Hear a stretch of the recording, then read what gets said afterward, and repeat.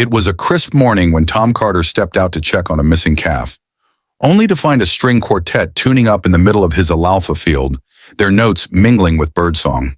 A chocolate fountain gurgled beside his rusted tractor, and a massive white tent loomed over his land, surrounded by folding chairs, rose arches, and strangers bustling like they owned the place. One of them, a man in a tuxedo, waved at Tom as if he were a hired hand. The audacity stung, but the absurdity of it all, violins on his hayfield, made his blood boil.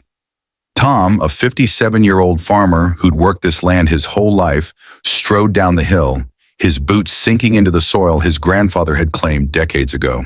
Luxury cars lined his grass, some idling like they were at a country club. Waiters carried champagne flutes, and florists hauled bouquets past him like he was invisible. He stopped an older man tying ribbons to a tree and asked, voice tight, "What's going on here?" The man grinned. "Wedding. My daughter's big day. Isn't it gorgeous?" Tom's jaw clenched. "On whose land?" The man's smile faltered. "The community green lot," he said, as if Tom were clueless. Tom didn't argue.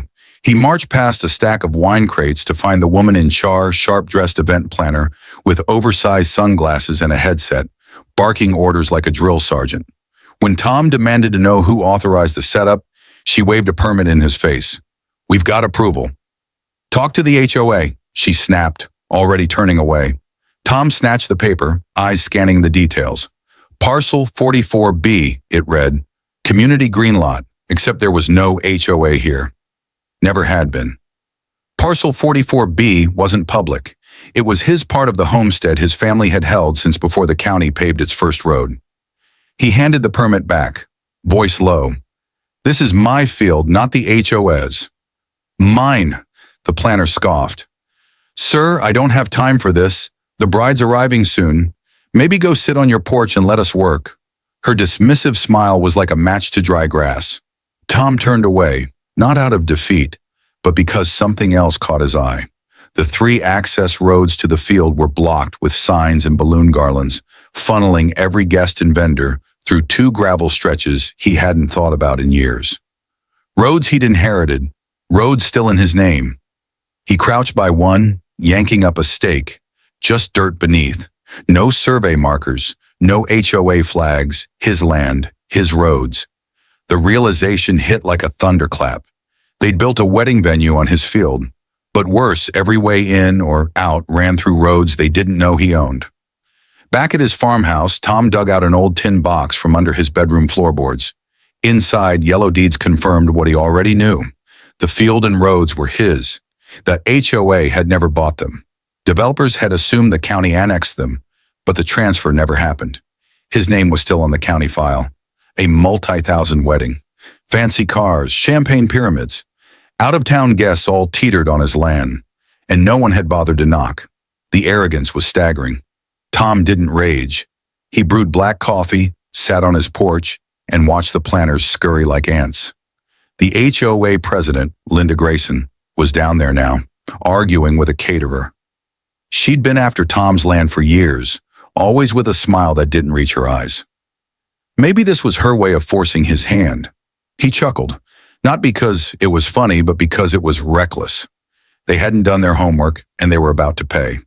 He called his lawyer friend Jim, who'd been bored since retiring. "You won't believe this," Tom said. "They threw a wedding on my field. Tents, flowers, the works." Jim laughed. "You sell it." "Nope, wrong parcel. And get this, the road's in mine too." Silence, then Jim's voice gleeful. "Tom, you're about to have the best day of your life."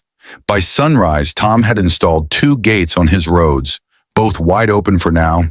He leaned against a fence post, watching SUVs and sedans glide in, guests in pastel suits, oblivious to the man they were trespassing past.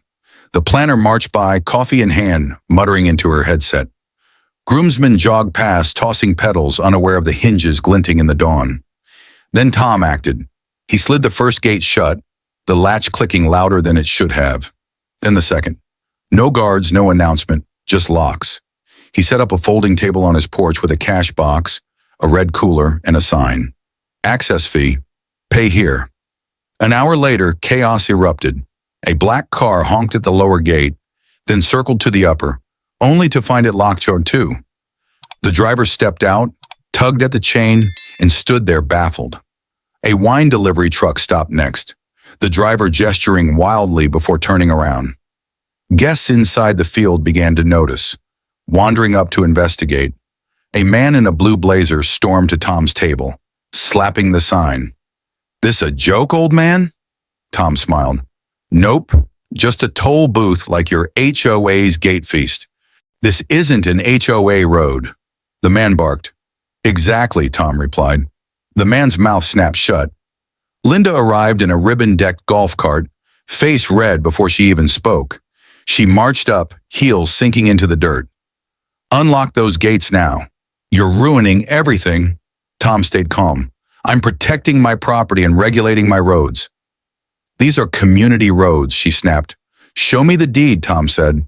She hesitated, then fell silent. "You don't have it." "I do.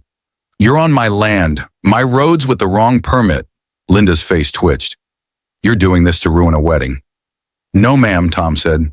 "You did that by trespassing." She threatened to call the sheriff. Tom dialed first, requesting a deputy to settle a land dispute, giving parcel and road numbers clearly. The wedding faltered. The music stopped. Guests huddled, whispering, some shaking the gates in vain. 30 minutes later, a sheriff's SUV arrived. The deputy reviewed Tom's deeds, made a radio call, then walked to Linda and the crowd. Tom couldn't hear the exchange, but he saw Linda's arms drop. Her clipboard hit the grass. The deputy returned, shaking Tom's hand. "You're in the right. Civil matter now.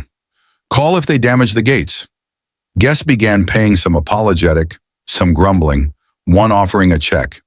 Tom declined. The bride arrived late, her limousine stuck by a locked gate, stepping into chaos thinly veiled as elegance. Linda watched from the tent, her polished facade cracking, her hair frizzing in the heat. A guest in a suit demanded Tom justify the toll. Tom explained the deed, the law, and pointed to the sheriff's card. The man paid, fuming. A bridesmaid sat on a log, unable to leave for a flight. The ceremony began, tense, the groom glancing at the roads. A drone buzzed overhead, capturing a deflating fairy tale. Tom walked his fence line, keys jingling, every step a reminder of his control. When a guest tried to pick a lock behind a bush, Tom's slow approach sent him scrambling back to the field. By dusk, Tom packed up, leaving the gates locked. Those who hadn't paid could wait till morning. He wasn't cruel, but he wasn't opening his roads for people who'd torn his water cords from the barn. As he sipped coffee under the porch light, muffled music drifted up. They planned a dream wedding. They got a reckoning. At dawn, Tom checked the gates. The field was quiet. Guests huddled under heaters or sleeping in cars. Linda approached, wrinkled and tired, her tone softer. "We just want to end this." "You've made your point." Tom sipped his coffee. "I'm not sure I have." She offered $1,000 to open the gates. "Ma'am," he said, "you trespassed, disrupted my livestock, tapped my power. That's not enough." "What do you want?" she asked. "Respect," Tom said. "An apology, full damages, a public acknowledgement, and a promising no more stunts on my land." Linda hesitated. "The HOA won't apologize publicly." "Then I'll make it public," Tom said. She left, promising to talk to the board. A lawyer from the HOA arrived mid-morning, offering $2,000 for damages and road use. Tom pointed to the ruts, the trampled fence, the cord still plugged into his barn. "Does that look like $2,000 to you?" The lawyer faltered. Tom said he'd get an appraiser and invoice the HOA, threatening a civil claim if they refused. The lawyer left, shoulders slumped. Guests paid reluctantly, some apologizing, others embarrassed.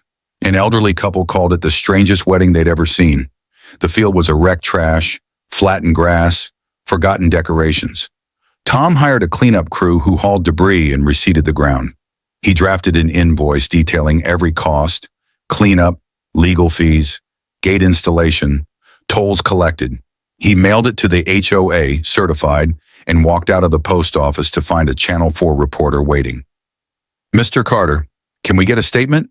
Tom hesitated, then spoke plainly. "No one asked permission. His land was violated. Rights still matter. The story aired, went viral, and sparked a flood of support from farmers and landowners nationwide. The HOA scrambled. Linda faced a boardroom mutiny, her leadership crumbling as memes of her gateside tantrum spread. The board paid Tom's invoice in full, acknowledged their error, and vowed no future trespassing. Linda resigned, replaced by a postmaster promising reform. She returned one last time, handing Tom a note. "We were wrong. Thank you for the lesson." It wasn't an apology, but it was close. The field healed, grass regrowing, scars fading. Tom threw a barbecue, inviting friends, the sheriff, the cleanup crew. No one crossed his lines without permission. A framed photo arrived showing Tom at his toll table, captioned, "Respect the fence." He hung it above his fireplace. New signs marked his roads. Private access only and welcome to respectful country. The town learned the Asho retreated and Tom's coffee tasted sweeter, brewed with the certainty that some fights, when fought right, can still be